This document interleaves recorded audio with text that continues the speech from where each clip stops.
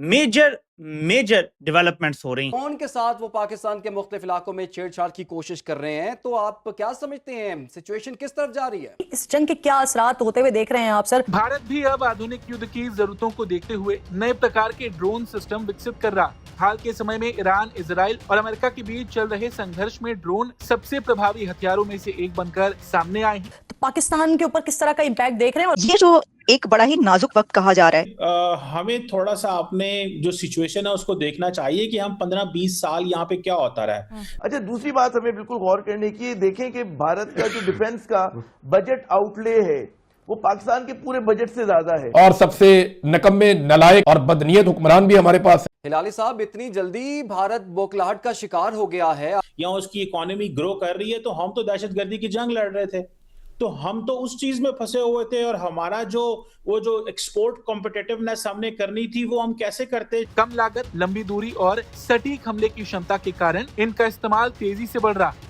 इसी दिशा में भारत ने एक खास प्रकार का आत्मघाती ड्रोन विकसित किया है, जिसे शेषनाग 150 कहा जाता है। इकॉनमी हमारी को इतनी स्ट्रांग नहीं है, तो क्या लॉन्ग टर्म इफेक्ट हो सकता है पाकिस्तान की इकॉनमी के ऊपर, और क्या स्ट्रेटजी होगी पाकिस्तान को मिटिगेट करने के लिए? ये जनाब शहबाज शरीफ की हुकूमत है जो अवाम के वोटों से तो आए नहीं, तो अवाम की इनको फिक्र भी नहीं है, और उसको ये नाफिज करना चाहते हैं, यानी कि जंगी जुनून में भी मुब्तला है। अपने हर हमसाया मुल्क को ये डराना चाहते हैं, इसके हेजेमोनिस्टिक डिजाइन्स हैं, इसके बारे में कोई शक शुबे की गुंजाइश नहीं। फिर हमें पॉलिटिकल इंस्टेबिलिटी भी, यहाँ पे सियासतदान आते हैं जो कहते हैं कि नहीं भाई मुझे तो यहीं पे रहना है और मैंने कहीं जाना नहीं है, तो वो भी हमारा प्रॉब्लम है।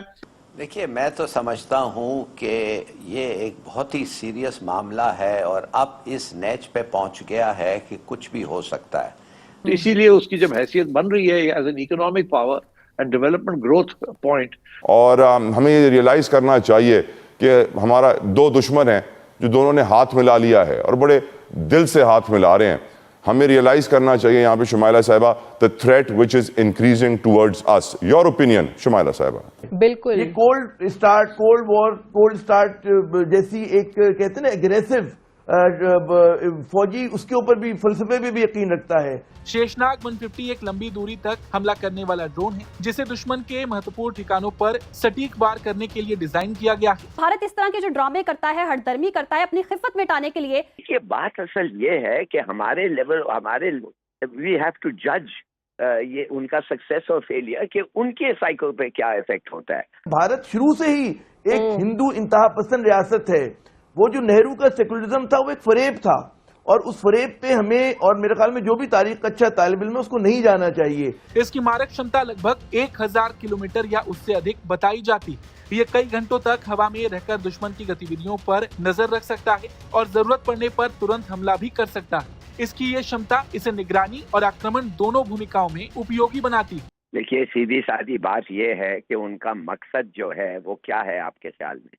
उनका मकसद ये नहीं है कि पाकिस्तान को खत्म कर देना, तबाह कर देना, इसलिए कि वो नहीं हो सकता जब तक वो खुद तबाह ना हो और खत्म ना हो। उनका मकसद ये था कि इस पे इस किस्म का एक्शन लो, कि मारो इनको, उनसे जो वो मारते हैं उनसे बहुत ज्यादा मारो, डराओ, दुनिया को बताओ। इस ड्रोन की एक बड़ी खासियत ये है कि ये झुंड यानी स्वाम में हमला करने की क्षमता रखता है। इसका मतलब है कि एक साथ कई ड्रोन दुश्मन के क्षेत्र में प्रवेश कर सकते हैं। जब कई ड्रोन एक साथ अलग अलग दिशाओं में हमला करते हैं तो दुश्मन की एयर डिफेंस प्रणाली को उन्हें रोकना मुश्किल हो जाता है। इससे टारगेट पर सटीक और प्रभावी हमला करना और आसान हो जाता है। क्या भारत इससे ये तासुर देना चाहता है कि वो अब एक इलाकाई ताकत बन चुका है और जो फैसला करना चाहे मनचाहा कर सकता है? और अब तो ड्रोन्स उनके लिए बड़े कन्वीनियंट हैं। वो तो ड्रोन्स तो इधर कराची में गुलशन इकबाल के ऊपर फिर रहे हैं, ड्रोन इधर गिरा उधर गिरा, लोग सोच रहे हैं कि यार ये क्या हो रहा है। देखिए, प्रोपेगेंडा भी तो एक चीज होता है ना, आपको मार के नहीं जीत सकते हैं आप इमेज से भी उनको आपका मसला हासिल कर सकते हैं। घबराना आपने बिल्कुल नहीं है, घबराना नहीं है, लेकिन बहुत ज्यादा घबराया जा रहा है पाकिस्तान के अंदर। तकनीकी रूप से ये काफी उन्नत माना जा रहा है। शेषनाग 150 को इस तरह तैयार किया गया है कि ये कम से कम मानवीय हस्तक्षेप के साथ टारगेट की पहचान, उसका पीछा और हमला कर सके। यानी इसमें ऐसी तकनीक शामिल है जो उसे काफी हद तक स्वायत्त रूप से काम करने की क्षमता देती है। जंगी जुनून में मुब्तला हैं, दोनों दुनिया के अमन को खतरा है, नेतन्याहू तो है ही, मोदी कितना खतरनाक है ये भी हम जानते हैं।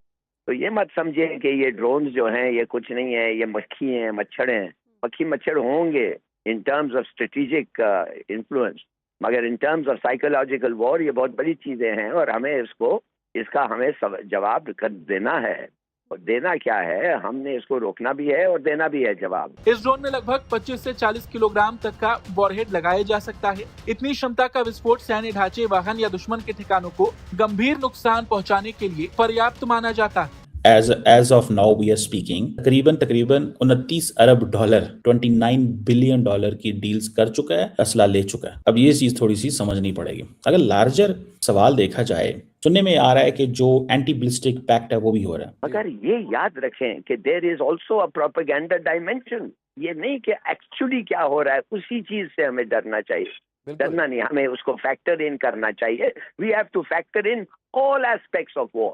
दोस्तों, वर्तमान में ड्रोन हमलों को देखते हुए अब भारत ने भी अपने एडवांस ड्रोन तैयार कर लिए हैं, जो दुश्मन देश के लिए एक तरह से काल साबित होगा। दरअसल बेंगलुरु की एक कंपनी न्यू स्पेस ने शेषनाग 150 नाम का एक लंबी दूरी का ड्रोन बनाया है, जिसकी क्षमता 1000 किलोमीटर से भी ज्यादा है और साथ ही साथ ये ड्रोन 5 घंटे तक हवा में उड़ान भर सकता है। वहीं ये ड्रोन 25 से 40 किलोग्राम वॉरहेड भी अपने साथ ले जा सकता है। शेषनाग 150 नाम के इस ड्रोन का असली राज इसका स्वदेशी मदर कोड है। यह एक खास सॉफ्टवेयर है जो एक साथ कई ड्रोनों को कंट्रोल करता है। दोस्तों, दुनिया में ऐसे स्वार्म ड्रोन बहुत कम है। भारत का ये स्वदेशी ड्रोन ईरान के शाहिद ड्रोन से भी आगे है, क्योंकि इसमें ज्यादा एडवांस स्वार्म और जीपीएस डिनाइड नेविगेशन सिस्टम है। साथ ही साथ कंपनी ने इसे मॉड्यूलर बनाया है, यानी कि भविष्य में इस ड्रोन में आसानी से बदलाव किए जा सकते हैं। दोस्तों, भारत का ये ड्रोन जंग जैसे हालात में एक गेम चेंजर साबित होगा, क्योंकि इस ड्रोन से भारत के अंदर बैठकर हम पाकिस्तान के किसी भी ठिकाने को या एयर डिफेंस सिस्टम को आसानी से तबाह और बर्बाद कर सकते हैं। साथ ही साथ इस ड्रोन की कम कीमत होने की वजह से ड्रोन बहुत ही ज्यादा किफायती हो जाता है और डिफेंस खर्चे को भी काफी हद तक कम कर देता है,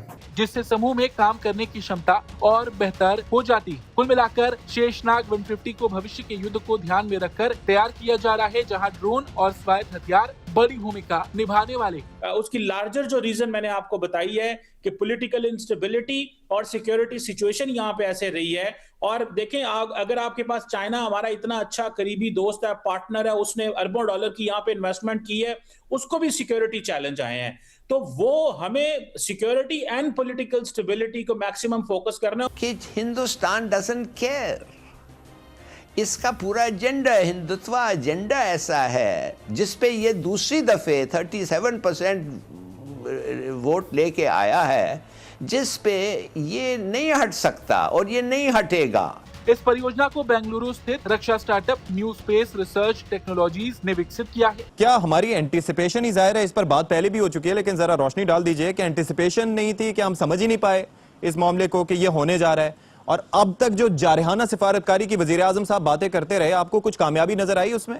शेषनाग 150 में एक विशेष प्रकार का सॉफ्टवेयर सिस्टम लगाया गया है, जिसे मदर कोड कहा जाता है। ये प्रणाली केवल एक ड्रोन ही नहीं बल्कि उससे जुड़े अन्य ड्रोन प्लेटफॉर्म को भी नियंत्रित कर सकती है। अब एक चिंगारी चाहिए, लोग कहते हैं एक चिंगारी फिर कॉन्फ्लिक्ट होगा। मैं तो कहता हूँ चिंगारी वो सुलगा दिया गया है। द चिंगारी has, the spark has been lit.